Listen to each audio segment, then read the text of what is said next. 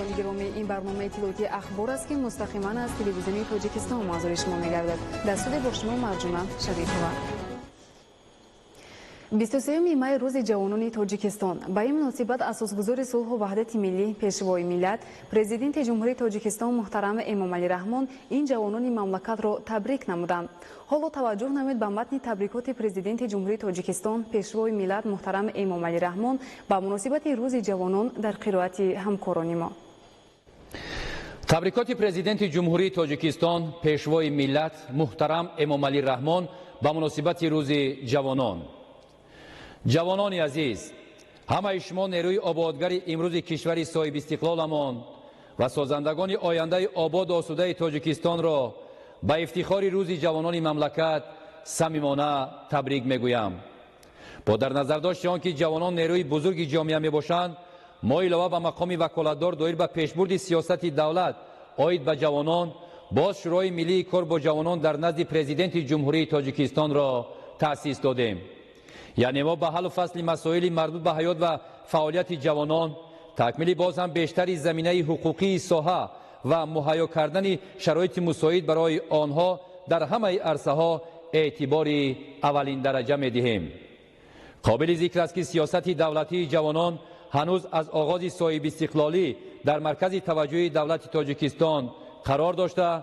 ما تا امروز هر یک ابتکار سازنده جوانان را دستگیری می نماییم و فعالیت وطن دوستانه و با ثمر آنها را همیشه قدر می کنیم. حالا ما می توانیم دلپرانه اظهار داریم که جوانان کشور نیز با استفاده از شرایطی برای آنها فراهم آورده دولت و حکومت مملکت وظیفه های خود را با مسئولیت بلند در نزد جامعه اجرا می نمایند و همچون نسل تشبثکار و آینده ساز در سراسر مملکت به کارهای بنیادگرانه و سازنده مشغول می باشند. امروز فعالیت آنها میان اهل جامعه تا رفت تقویت یافته، جوانان ما در حیات سیاسی و اجتماعی و اقتصادی مملکت اشتراک فعالانه دارند. جوانان ما طرفداری صمیمانه خود را از سیاست پیش گرفته دولت تاجیکستان با کار و رفتار خود ثابت می سازند.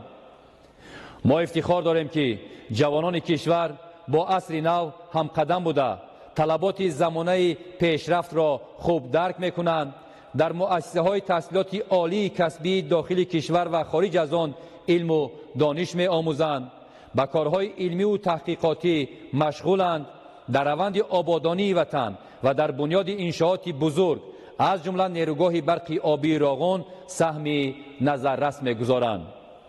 جوانان دلیر و غیور ما در صفهای قواهای مسلح سربلندانه و صادقانه خدمت کرده در تامین امنیت دولت، صلح و آرامی، ثبات سیاسی، وحدت ملی و حفظ دستاوردهای دوران صاحب استقلالی نقش بزرگ دارند. جوانان اینچنین در ترغیب طرز حیات سالم و عمومی گردانی ورزش که یکی از هدفهای مهم حکومت مملکت می باشد سهمی بسا نظررس دارند. با بنیاد به استفاده سپاریدن انشاءات زمانوی ورزش که با شرافت آنها امکان جلب بیشتری نورسان و جوانان به مشق و تمرین به مراتب بهتر گردیده است، سالهای آخر صف ورزشگرانی که در مسابقه‌های منطقه‌ای و جهانی سزاوار جایهای نمایان شدند 2 برابر افزایش یافته است. اعلان گردیدن 20 ساله آموزش و رشد علم‌های طبیعی، دقیق و ریاضی اقدام نوبتی ما برای دستگیری نورسان و جوانان است، زیرا در دایره آن هر یک جوان علمدوست می تواند رو به آموزش جدی این علم‌های حیاتاً مهم آورد و در رشد منبعد کشور حصه باسزای خود را گذارد، زیرا آینده تاجیکستان به عمیق از خود کردن این علم‌ها سخت علاقمند می باشد. امروزها لایحه قانون‌های جمهوری تاجیکستان درباره جوانان و سیاست دولتی جوانان، درباره تربیت جسمانی و ورزش، استراتژی سیاست دولتی جوانان تا سال 2030 و کنسپسیای ملی سیاست دولتی جوانان در جمهوری تاجیکستان در تحریر نو تهیه کرده ایستادند که با قبول سندهای مذکور فعالیت جوانان در جامعه باز هم بهتر به تنظیم درآورده می شود. با شغل دائمی تامین کردن جوانان یکی از مسئله‌های مهم سیاست اجتماعی حکومت کشور می باشد.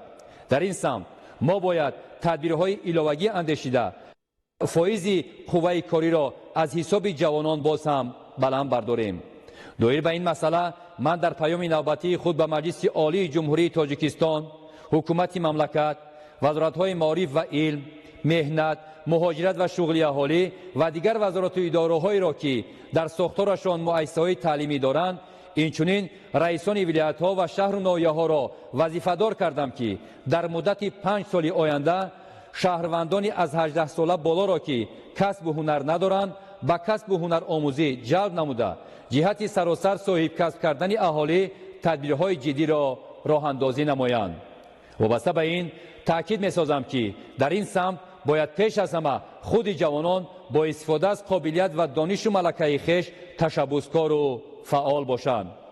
با مقصد رشد دهات و دستگیری اهالی آن که اکثریت ساکنان کشور از جمله جوانان را تشکیل می‌نمایند، ما سالهای 2019 2021 را سالهای رشد دهات، سیاحی و هنرهای مردمی اعلان کردیم. در تطبیق این هدف حکومت باید اعضای شورای ملی کار با جوانان و ورزش، رشد سیاحی، زنان و عائله، ساختار و مقامات مرکزی و محلی دولتی، تشکیلات و سازمان‌های جمعیتی و جامعه شهروندی باید هرچی بیشتر فعال باشند. بخصوص رئیسان شوراهای محلی کار با جوانان را ضرور است که فعالیتشان را در سمت بنیاد کارخانه‌های خرد استحصالی، رشد هنرهای مردمی، تأسیس مرکزهای صاحبکاری، مرکزهای نوی کسب آموزی و هنرمندی به طور جدی جاناگ نمایند. باور دارم که تا جشن 30 سالگی استقلالیت دولتی جوانان وطن دوست ما در بنیاد هزارها انشاءات استحصالی و اجتماعی و خدمترسانی به نقشه گرفته شده فعالانه شرکت کرده در آباد و زیبا گردانیدن تاجیکستان عزیزمان و تقویت اقتدار اقتصادی آن سهم وطن دوستانه خود را می‌گذارند. در برابر اشتراک فعالانه در کارهای سازنده و بنیادکارانه جوانان ما را ضرور است که به تاریخ، زبان و فرهنگ ملی، رمزهای دولتی، عنعنه‌های نیک خلق کهن بنیاد تاجیک احترام خاص ظاهر نمایند و تاریخ گذشته خود را عمیق آموخته به ارزش‌های نیک و پسندیده نیاگان خویش ارج گذارند. آنها همچون وارثان اجداد نیکنام ما باید میراث مادی و معنوی خلقمان را با حس بلند ملی آموزند، حفظ کنند و آن را به عالمیان به طور شایسته معرفی نمایند.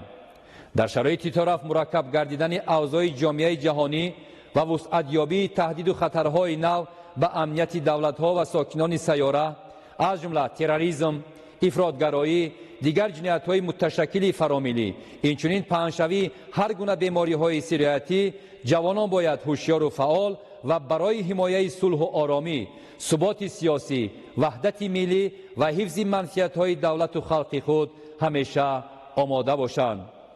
با اعتماد کامل میتوان گفت که جوانان تاجیک از عهده اجرای قرض وطنداری و فرزندی خود سربلندانه میبرایند، ارزش‌های ملی را حفظ میکنند، امنیت و آرامی وطن عزیزمان را شب و روز حمایت مینمایند و با حس بلند مسئولیت شناسی به خاطر رشد تاجیکستان بهشت آسایمان من بعد نیز سعی و تلاش میکنند. بار دیگر تمام جوانان کشور را به افتخار روز جوانان تاجیکستان شادباش گفته به هر یکی آنها تندرستی و در کار و فعالیت سازنده اشان اراده قوی و برار و کامیابی آرزو می نمایم. جشن مبارک جوانان آینده ساز تاجیکستان. ادامه اخبار. تامین حفظ سالمی اهالی در زمینه بنیاد انشاءات ضروری ساحه تندرستی در محور سیاست حکومت جمهوری تاجیکستان قرار دارد و امروز این روند همانا استوار ادامه داده می شود.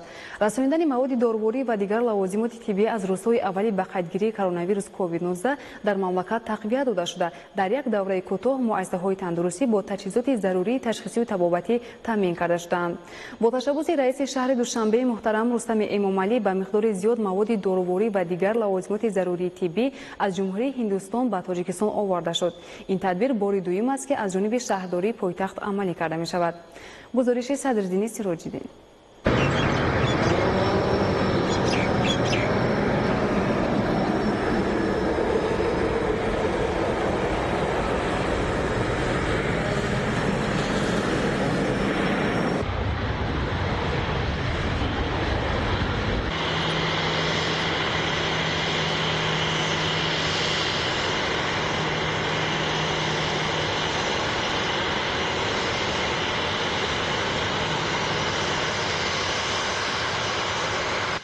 با مقصد پیشگیری از پهنشوی بیماری‌های سیرویتی و معالجه گرفتاران آن از جانب راهبریت دولت و حکومت جمهوری تاجیکستان تدبیرهای ضروری و فوری عملی شده شرایط خدمترسانی بهتر و تمام مؤسسه‌های تندرستی مملکت با داروواری و لوازمات دیگر طبی سری وقت تامین می‌گردند.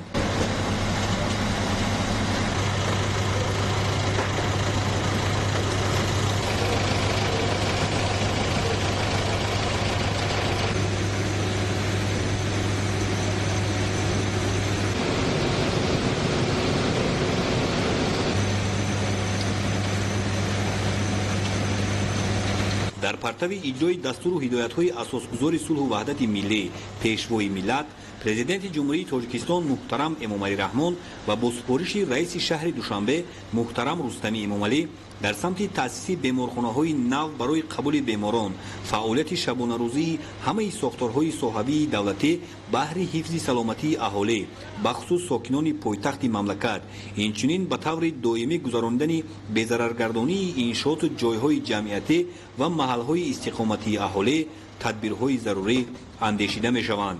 در این رابطه با مقصد دسترس نمودن مواد داروواری و لوازمات ضروری طبی با تشبث به واسطه رئیس شهر مراتبه دوم است که خطسیر مخصوصی چارتری از جمهوری هندوستان به جمهوری تاجیکستان تشکیل کرده می شود. این نوبت نیز به شهر دوشنبه با تشبث و دستگیری های به واسطه رئیس شهر از جمهوری هندوستان به جمهوری تاجیکستان به مقدار زیاد مواد داروواری و لوازمات طبی وارد کرده شد.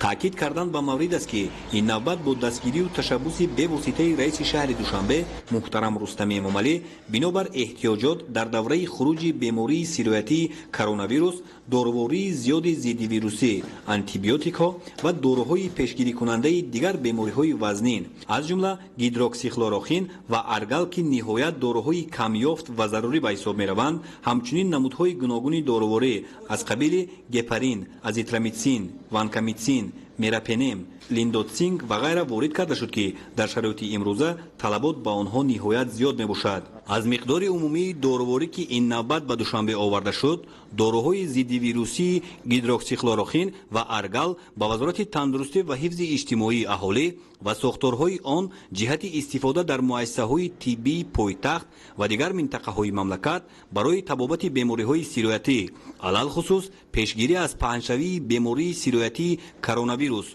کووید 19 به طور رایگان سپاریده شد.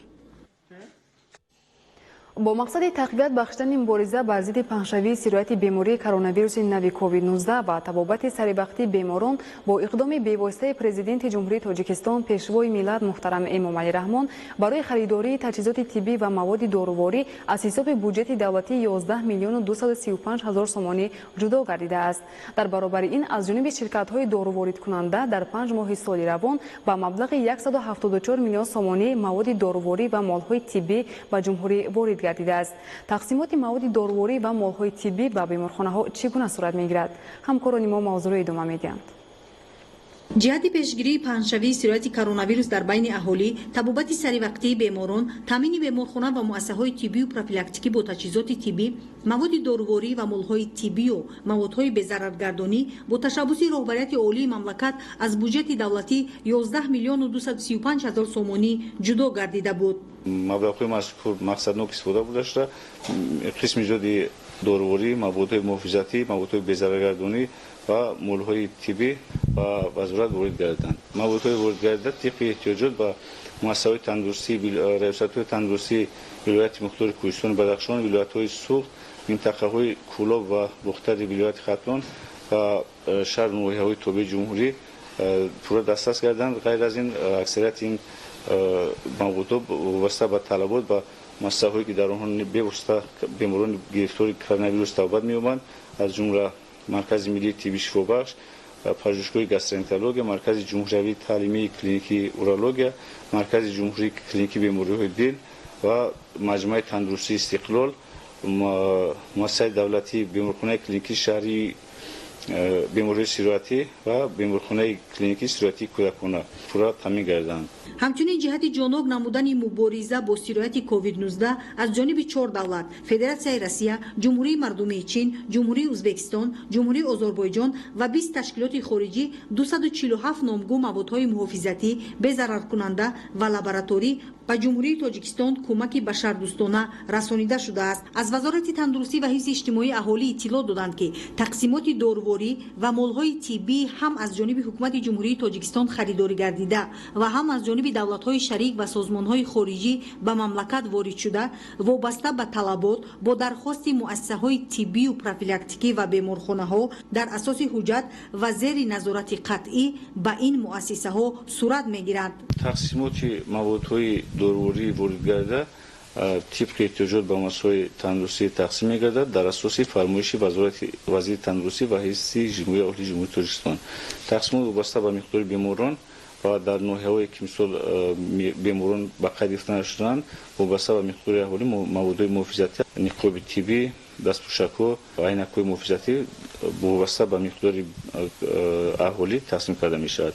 مقدار ضروری در فرمایش نشان داشته دانه با دانه حساب کرده میگیرن و با امضای خود قید میکنن که مثل در وقت قبول کردن اون کمبودی نبود. در برخطی که مؤسسه میگیرن امضای سرمحاسبی وزارت تندرستی، امضای یکی از معاونان وزیر تندرستی گذاشته میشد. غیر از این امضای قبول کننده مواد و امضای شخصی که برو از انبار جواب میدهد. در این برابر از خدمات نظارت دولتی تندرستی و حفظ اجتماعی اهالی اطلاع دادند که برای تامین داروخانه‌ها با دارویی و مالهای طبی عین زمان 105 شرکت به واردات دارویی به مملکت مشغول میباشد و واردات دارویی 5 ماهه سال 2020 از واردات دارویی 6 ماهه سال 2019 زیادتر است. در 6 ماه سال 2019 همگی به جمهوری زیاده از 171 میلیون سومانی مواد دارویی و مالهای طبی وارد شده باشد. در 5 ماه سال 2020 این رقم به 174 میلیون سومانی برابر می باشد. واردات مواد دارویی 5 ماه سال 2020 نسبت به 5 ماه سال 2019 زیادتر می باشد. از سببی که واردات اساسی دارویی در مملکت فایز بلند را نشان می دهد، توجه اساسی به استحصال مواد دارویی وطنی روانه کرده شده است. در این روند می توان گفت که صنعت داروسازی در مملکت تا اندازه رشد نموده است. در 5 ماه سال جاری باز 3 کارخانه استحصال نقاب‌های یک بار مصرف شونده، دستپوشک‌های تمیز شده و تمیز نشده، اینچنین موادهای آنتیسپتیکی برای مانده شد و زیاده از 20 نامگوی محصولات‌های استحصالی نسبت سال گذشته امسال زیادتر بود. این زمان در جمهوری تاجیکستان 37 کارخانه‌ها با استحصال زیاده از 265 نامگوی موادهای دارویی، مالهای طبی اینچنین کارکرد و وسپن گیاهی شفابخش مشغول می‌باشند. مشاهده‌های چند روز اخیر نشان می‌دهند که کمچینی دارویی ضد ویروسی، لباس‌های مخصوصی محافظتی، دستپوشک‌ها، نقاب و محلول‌های آنتیسپتیکی و بی‌ضررگردانی که امشب و روزها نیاز به آنها بیشتر گردیده است، به چشم نمی‌رسد. روزهای اخیر سر و صداها در مورد فروش دارویی‌های هم از جانب حکومت جمهوری تاجیکستان خریداری گردیده و هم دارویی‌های کمک بشردوستانه شده زیاد گردیدند. متأسفانه این حالت حقیقتاً در بعضی بیمارخانه‌های شهر و ناحیه‌های مملکت مشاهده شدند و از این پس در اساس دستور قطعی رهبریت عالی مملکت فعالیت در داخل بیمارخانه‌ها زیر نظارت خدمات نظارت دولتی تندرستی و حفظ اجتماعی اهالی گرفته شد. در این دوره حساس که تمام کشورهای جهان برای حفظ سالمی اهل بشر با سیرایت کووید 19 مبارزه می‌برند، مسئولان بیمارخانه‌ها را ضرور است که از روی انصاف فعالیت کرده دارویی‌های به بیمارخانه وارد گردیده را که از جانب حکومت جمهوری تاجیکستان رایگان تقسیم کرده شده است سری وقت برای معالجه بیماران استفاده کنند. حکومت جمهوری تاجیکستان تمام امکانات‌ها را استفاده نموده جهت تامین نمودن بیمارخانه و مؤسسه‌های طبی و پروفیلاکتیکی شهر و ناحیه‌ها، طبابت سری وقتی بیماران، پیشگیری پهنشوی سیرایت کرونا ویروس در حدود مملکت چاره‌های قطعی و مشخص را شبانه روزی عملی نموده ایستاده است. نباید زحمت‌های شبانه روزی دولت و حکومت زیر سوال برده شود. از اهالی مملکت مملکت احترامانه خواهش کرده می شود که خود را به بحران روانی دچار نکرده به خاطر حفظ سالمی خود و نزدیکان قاعده های گیگین شخصی و طلبات سانیتری را رعایت نمایند. زلفیه رحیمزاده، حفیظالله سعدالله، اخبار. ادامه دادن تدبیرهای خیرخواهانه با پشتیبانی از اقدامهای بشردوستانه پیشوای ملت. این نوبت از جانب تشکیلات اداره و دیگر اشخاص سخاوتپیشه به نیازمندان و یتیمان و معیوبان در شهر دوشنبه کمک رسانیده شد. مورد ذکر است که دستگیری ساحه اجتماعیات در سیاست بشردوستانه دولت و حکومت جمهوری تاجیکستان موقعی خاص داشته. بلند برداشتن سطح زندگی قشر نیازمند جامعه همیشه در مد اول قرار دارد. شرح بیشتر موضوع در گزارش همکاران ما. با مقصد بهتر نمودن وضع نیکوحوالی مردم در شرایط خروج بیماری سیرویتی کووید 19 با توجه پیشوای ملت محترم امامعلی رحمان و رئیس شهر دوشنبه محترم رستم امامعلی تدبیرهای مؤثر عملی شده ایستادند. در این زمینه صاحبکاران وطن دوست هم بی‌طرف نیستند.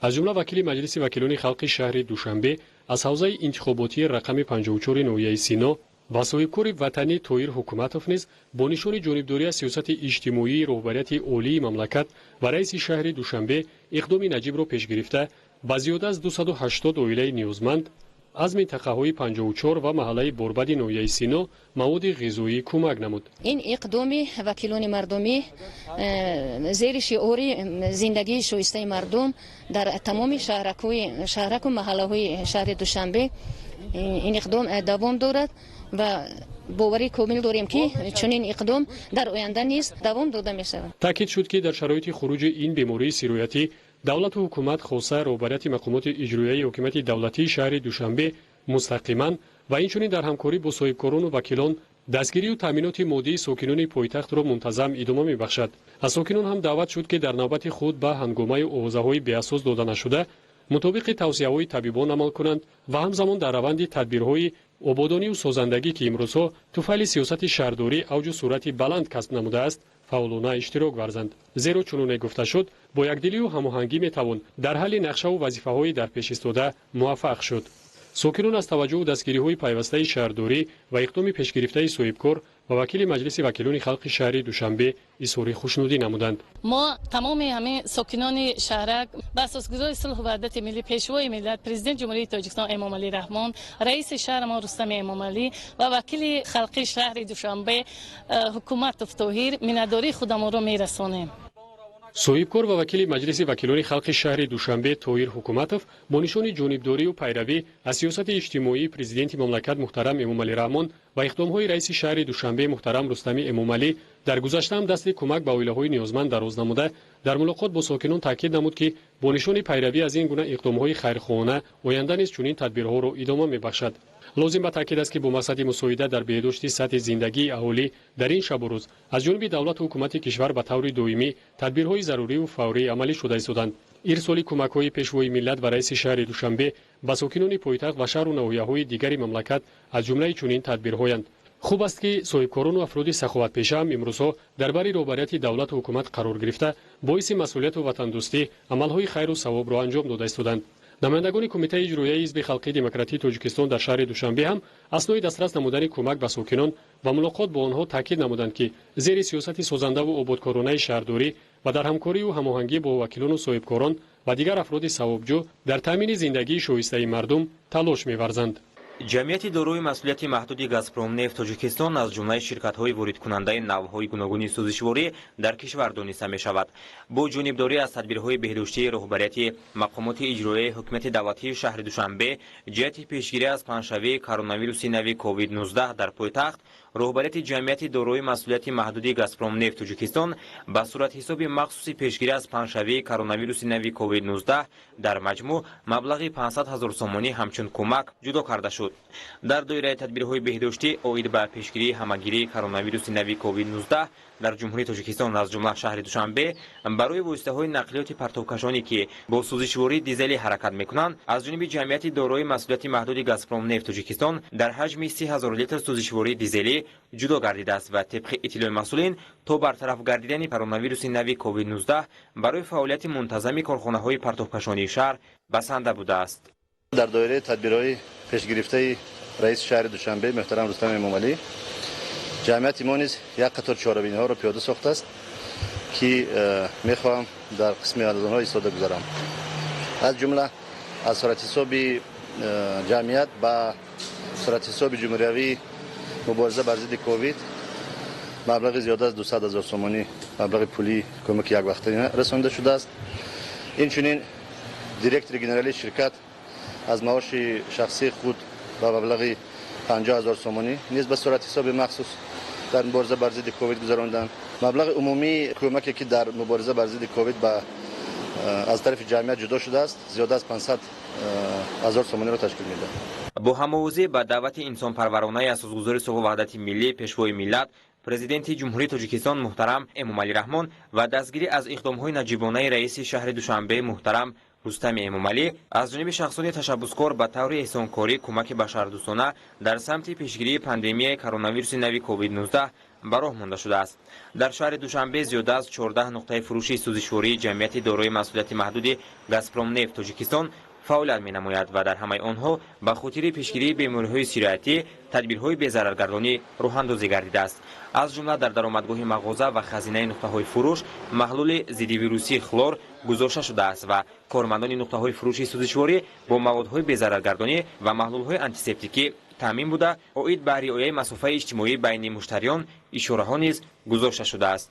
تقریبا به 80 نفر در شهر دوشنبه از طرف مقامات اجرایی حکومت دولتی شهر دوشنبه و مؤسسه دولتی مرکز منطقوی خدمت اجتماعی به نفقه‌خوران و معیوبان و اگنتی دولتی حفظ اجتماعی اهالی جمهوری تاجیکستان به شخصان بی‌سرابان کمک رسانیده شد. کمک را نفران دسترس نمودند که در خانه نشستنشان توصیه داده شده است. این تدبیر مهم در دایره اجرای دستور سپارش‌های رئیس شهر دوشنبه محترم رستم امامعلی صورت گرفته خوشحالی نفران امکاناتشان محدود را افزون گردانید. امروز با دستگیری مقامات اجرایی حکومت دولتی شهر دوشنبه در مؤسسه دولتی مرکز منطقوی خدمت اجتماعی به نفقه‌خوران و معیوبان شهر دوشنبه در این دوره محدودیت وارد شوی به خدمت‌های اجتماعی از طرف استفاده برندگان و آنهایی که شخصان آسیب پذیر اهالی با اقدام رهبریت مؤسسه و دستگیری به رئیس شهر دوشنبه محترم رستم امامعلی یک مقدار مواد خوراک با استفاده برندگان خدمت‌های اجتماعی مؤسسه با آنهایی که در حالت‌های دشوار زندگی قرار دارند تنها هستند به جای زیست دائمی میباشند به این اقدام نیک دست زده است و همچنین در وقت تقسیمات مواد خوراک از طرف نمایندگان اگنتی دولتی حفظ اجتماعی اهالی وزارت تندرستی و حفظ اجتماعی اهالی جمهوری تاجیکستان متخصصان و ماموریت اگنتی اشتراک داشتند. کمکی که به این نفران رسانیده شد از 21 نامگوی مواد خوراک، نقاب‌های طبی و موادهای تبلیغاتی عبارت بود. نفرانی که دستگیری یافتند قبلا از 4 ناحیه شهر دوشنبه در مؤسسه دولتی مرکز منطقوی خدمت اجتماعی و نفقه‌خوران و معیوبان به استراحت فرا گرفته شده بودند. بعد خروج بیماری کرونا ویروس کووید 19 آنها به جایهای زیست خود برگشتند و امروز پیوسته زیر غمخواری قرار دارند. شماره پیرانسالان، معیوبان و شخصان یک و تنهایی که به استراحت فرا گرفته شدند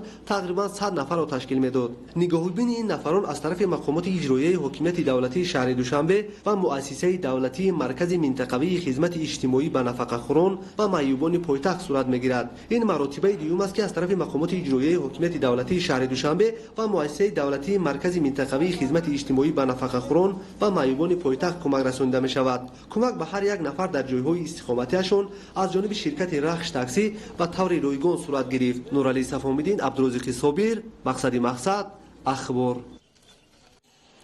در شهر و ولایت‌های فدراسیون روسیه هموطنانمان از توصیه‌های مفید و سریع طبیبان تاجیک در رابطه با پیشگیری از بیماری سیرایتی کرونا ویروس برخوردار می‌شوند.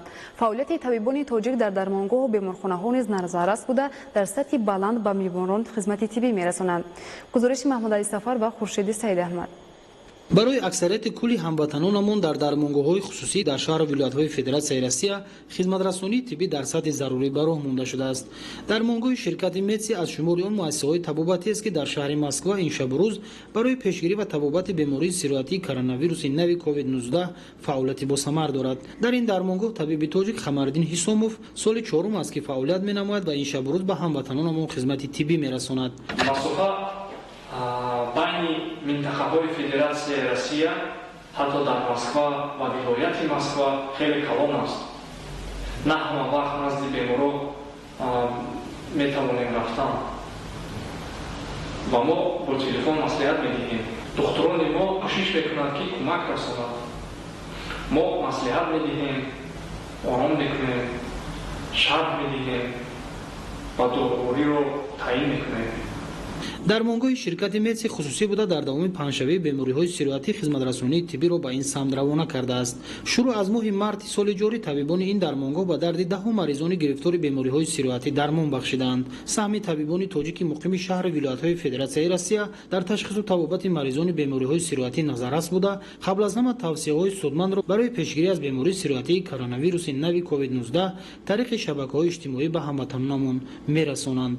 Маҳмадалӣ Сафар, Хуршед Саид Аҳмад аз шаҳри Москваи Федератсияи Россия барои барномаи ахбор. биёндагони гиромӣ, нашри навбатии барномаи иттилоъоти ахбор хотима меёбад. Хайр, саломат бошед.